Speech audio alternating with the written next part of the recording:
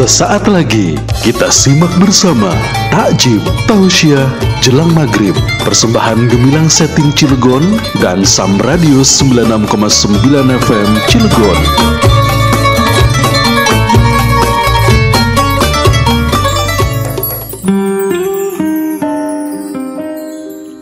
Assalamualaikum warahmatullahi wabarakatuh. Bismillahirrahmanirrahim. Alhamdulillahilladzi ja'ala ramadhana syahra siyami lil mu'minin. Wa nusalli wa nusallim ala man qala 'alaikum bi sunnati wa sunnatil khulafa'ir rasyidin wa man tabi'ahum bi ihsanin ila yaumiddin. Allah Ta'ala fi kitabihil karim. Bismillahirrahmanirrahim. Wa ma khalaqtul jinna wal insa illa liya'budun. Shadaqallahul azim. Ma'asyiral muslimin wal muslimat, sahabat Sam dimanapun berada, insyaallah dimuliakan oleh Allah Subhanahu wa Ta'ala. Pada pertemuan kali ini saya akan membahas ibadah dan kesehatan. Ma'asyiral muslimin, sahabat Sam yang dimuliakan Allah, kenapa Allah menciptakan kita manusia disuruh untuk melakukan ibadah? Wa ma khalaqtul jinna wal insa illa liya'budun. Dan tidaklah kami ciptakan jin dan manusia itu melainkan untuk beribadah. Ibadah apa yang harus kita lakukan untuk menjadi sehat?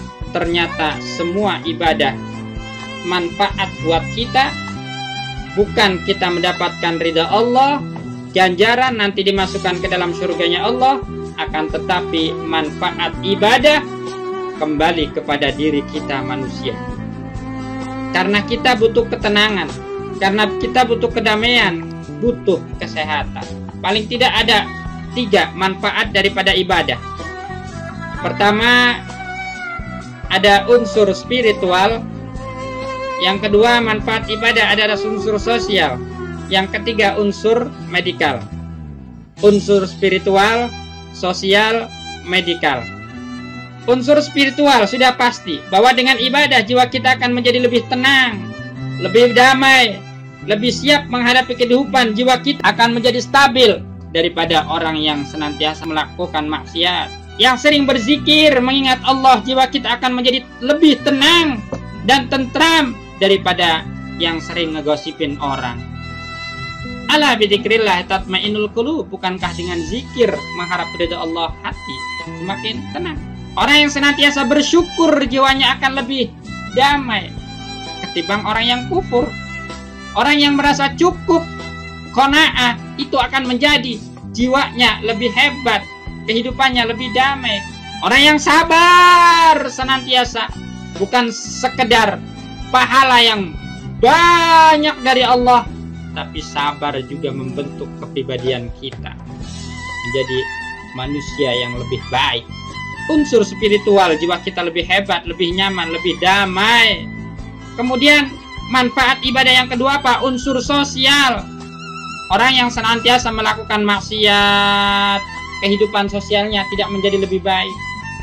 Orang yang senantiasa melakukan judi, malah amburadul rumah tangganya.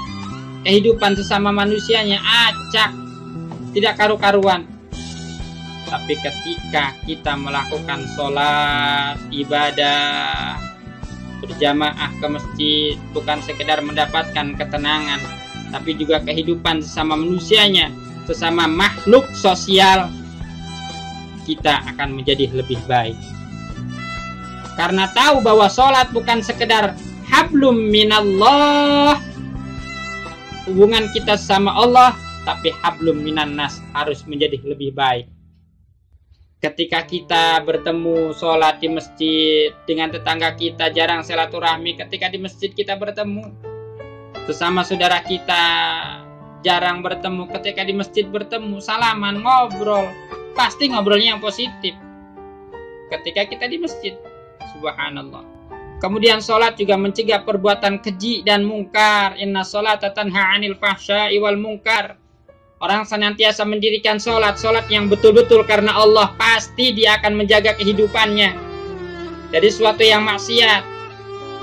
tidak pernah melakukan sesuatu yang dibenci Allah dan dibenci manusia. Tidak mungkin orang yang senantiasa sholat karena Allah, setelah sholat dia apa? Maksiat, nyolong, nipu, korupsi, kalau sholatnya mengharap ridha Allah, bukan STMJ. Sholat terus, maksiat jalan. Ini yang dimaksud dengan ibadah yang sungguh-sungguh. Kemudian apalagi yang ketiga? Yang ketiga adalah unsur medikal. Apa itu medikal? Kesehatan.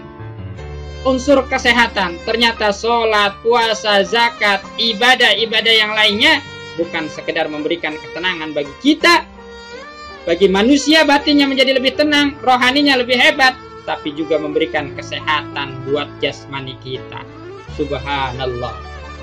Seorang ahli bakteriologi penyakit, kalau tidak salah bernama Profesor Dr. Klinus, pernah mengatakan bahwa dalam diri manusia itu ada 40.000 miliar bakteri penyakit.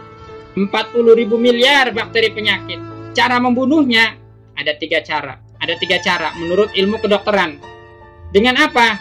Disebut dengan pola kehidupan, pola makan, pola pikir, dengan olahraga. Ini yang sering digembur-gemburkan oleh dokter. Kalau kita berobat, makan teratur. Kalau kita berobat, jangan banyak pikiran. Kalau kita berobat, sering-sering olahraga. Ternyata di dalam Islam semuanya sudah dijawab. Pola makan dalam Islam diatur dengan puasa. Kata Allah, kata Rasul, sumu tasihu. Berpuasalah kamu, niscaya badanmu akan menjadi sehat. Banyak orang yang terkena penyakit kronis, entah itu emah yang kronis, ya, tidak sembuh-sembuh, di bawah puasa Senin Kemis sembuh dia. Ya, terbukti saudara saya ada, saudara ipar, sembuh dengan puasa Senin Kemis. Kolesterol yang tinggi, yang tidak bisa disembuhkan, diturunkannya susah dengan puasa. Dengan puasa alhamdulillah turun. Darah tinggi juga demikian. Asam urat tiba puasa insya Allah sehat. Dengan syarat ketika puasanya betul-betul karena Allah. Bukan siang kita menahan hawa nafsu, kemudian setelah buka malah overacting. Semua makanan masuk, dari kolak, es campur, semua yang mengandung karbohidrat, yang mengandung kolesterol, yang mengandung asam urat segala dimakan semuanya. Bukan begitu, tapi dengan cara-cara yang diajarkan oleh Rasulullah Sallallahu Alaihi Wasallam.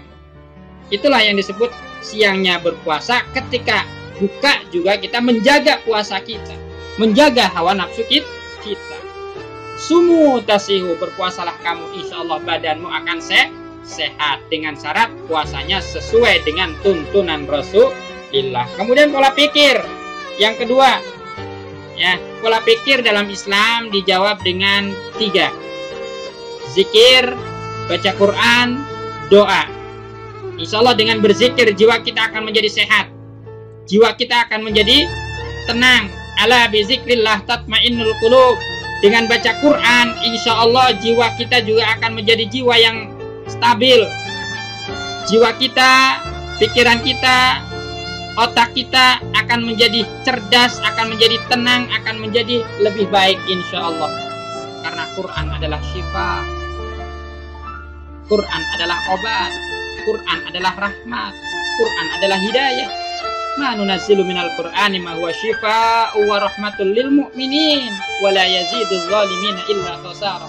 Tidaklah kami turunkan Al-Quran sebagai syifa, sebagai obat, dan sebagai rahmat, sebagai petunjuk juga, hudal lil muttaqin, tunjuk bagi orang-orang yang bertakwa. Oleh karenanya dengan baca Quran jiwa kita akan menjadi lebih baik, dengan zikir jiwa kita menjadi tenang, dan juga dengan doa kita kepada Allah, maka pikiran kita, jiwa kita juga akan menjadi baik. Sebab apa? Doa hanya berharap kepada Allah Subhanahu wa ta'ala. Ketika kita berharap kepada Allah, apapun segala urusan kita serahkan kepada Allah. Apapun permasalahan yang kita hadapi, kita serahkan kepada Allah. Wa may yatawakkal 'ala Allah fa huwa hasbuh. Siapa yang bertawakal kepada Allah, maka Allah akan cukupi segala kebutuhan. Sehingga pola pikir kita tidak macam-macam. Kalau memang itu terjadi, itu sudah takdir Allah, qadarullah. Kalaupun kita dikasih rizki, kita bersyukur, berdoa lagi. Alhamdulillah. Ketika kita melihat sesuatu yang takjub, subhanallah. Ketika kita mendapatkan satu musibah, astagfirullah, berdoa lagi. Bukanlah itu pola pikir yang baik.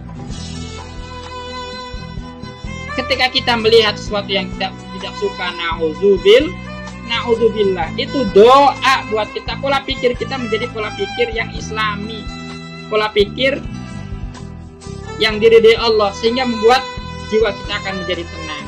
Yang ketiga adalah dalam Islam, olahraga itu diatur dengan sholat 5 waktu dan sholat sunnah lain.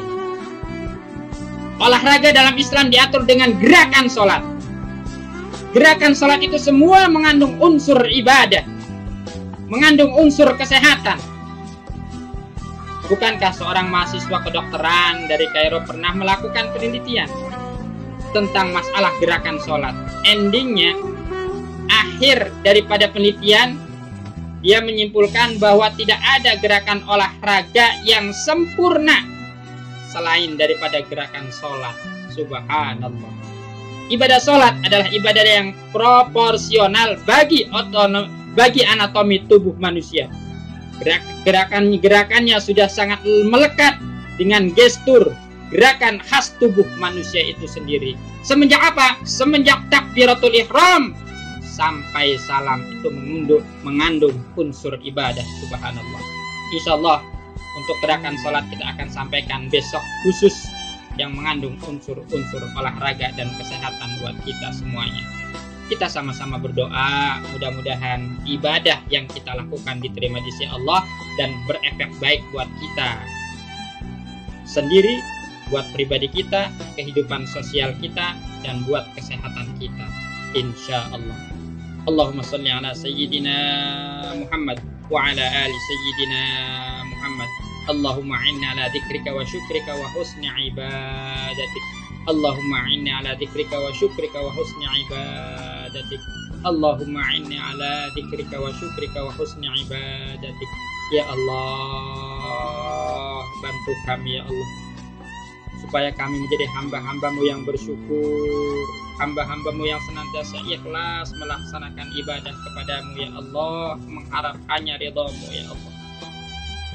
Allahumma sabbit qalbana ala dinil iman wa sabbit qalbana ala dinil islam. Rabbana taqabbal minna innaka antas samiul alim wa tub alaina innaka antat tawwabur rahim. Ya Allah yang muqallibal qulub, Engkau yang membolak-balikan hati kami, tetapkan hati kami untuk senantiasa ingat kepadamu, untuk senantiasa beriman kepadamu ya Allah. Tetapkan iman Islam pada diri kami, pada keluarga kami, pada anak dan keturunan kami ya Allah.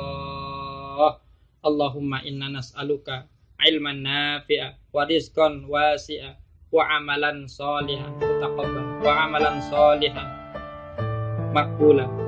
Ya Allah, karuniakan kepada kami ilmu yang bermanfaat, rezeki yang luas, amalan yang Engkau terima ya Allah. Rabbana ighfir lana wa liwalidina warhamhuma kama rabbayana shighara. Rabbana atina fid dunya hasanah wa fil akhirati hasanah wa qina adzabannar. Bifadlika subhana rabbika rabbil izzati amma yasifun wa salamun alal mursalin walhamdulillahi rabbil alamin. Terima kasih banyak atas segala perhatian, mohon maaf atas segala kekurangan. Saya Muhyiddin HS Gemilang setting undur diri dari hadapan Anda. Insyaallah kita jumpa lagi besok dalam waktu dan gelombang yang sama. Wassalamualaikum warahmatullahi wabarakatuh.